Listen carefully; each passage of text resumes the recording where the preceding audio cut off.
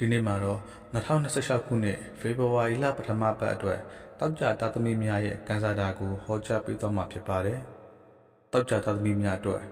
ဒီတစ်ပတ်ဟာစေကူအမတ်များလက်တွေ့ဖြစ်လာမယ့်ကာလဖြစ်ပါတယ်။အမှုပညာဆန်တဲ့အလုပ်တွေနဲ့လူအများကြားမှာထင်ပေါ်မဲ့အချိန်ဖြစ်ပါတယ်။စီးပွားရေးနဲ့အလုပ်ကံမှာတော့အလားပါဆိုင်ရာလုပ်ငန်းများအဝတ်အထည်စားတောက်ကုန်နဲ့ဝန်ဆောင်မှုလုပ်ငန်းလုပ်ကိုင်နေသူများအတွက်အလွန်အယောင်းဝယ်သွားမယ့်ကာလဖြစ်ပါတယ်။မိမိရဲ့ဖန်တီးနိုင်စွမ်းကြောင့်အထက်လူကြီးရဲ့ရှိကျမှုကိုရရှိပါလိမ့်မယ်။အလုံးမှာအပြိုင်ဆိုင်ရှိနေတတ်ပါတယ်။ဒါပေမဲ့မိမိဘက်ကအေးအေးဆေးဆေးတည်တည်ငြိမ်ငြိမ်တုံ့ပြန်ခြင်းဖြင့်အောင်မြင်မှုကိုရရှိပါလိမ့်မယ်။ငွေရေးကြေးရေးအနေနဲ့ငွေဝင်တလောက်ပြန်ထွက်လွန်နေတတ်ပါတယ်။အသုံးဖြုံကြီးတဲ့ကာလဖြစ်လို့စည်ရင်းစရာနဲ့တေချာကန်တွယ်ဖို့လိုအပ်ပါလိမ့်မယ်။လူမှုရေးအနေနဲ့ပျော်ပွဲရွှင်ပွဲများမင်္ဂလာပွဲများတက်ရောက်ရတတ်ပါတယ်။မိကောင်းဆွေကောင်းများအများကြီးတိုးပွားလာမယ့်အချိန်ဖြစ်ပါတယ်။ခြေရေးမှာတော့အလွန်ကံကောင်းနေပါတယ်။ရှစ်သူမရှိသေးသူများရှစ်သူအသိရရှိနိုင်ပါတယ်။ရှစ်သူရှိသူများအနေနဲ့လည်းလက်ထပ်ဖို့ထိစကားကမ်းလှမ်းတာခံရနိုင်ပါတယ်။ကျမ်းမာရေးအနေနဲ့မျက်စိအားနည်းခြင်းအမြင်အာရုံဝေဝါးခြင်းဒါမှမဟုတ်လေပင်နာခြင်းမျိုးတွေဖြစ်တတ်ပါတယ်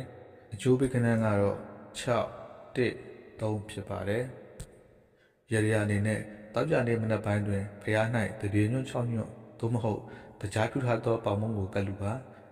မိမိထက်နှိမ်ပါသူများကိုအချိုရည်လူထမ်းပေးပါ